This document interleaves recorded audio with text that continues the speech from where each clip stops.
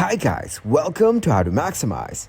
In this video, I will show you how to fix your phone date is inaccurate on WhatsApp. As you can see in the picture, this is how the notification looks like, which says the date is inaccurate. If your phone date is inaccurate, adjust your clock and try again. In order to adjust date and time, go to Phone Settings. Scroll down and tap on System Settings. Click on Date and Time. Uncheck the Set Time automatically. From here, you can set your date after choosing date, month, and year. Click on Time.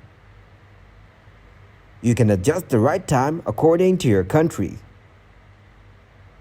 If the automatic date and time are accurate, keep it enabled. That's how you can change your phone date if it is inaccurate. Thanks for watching, and please leave a like, subscribe, and share.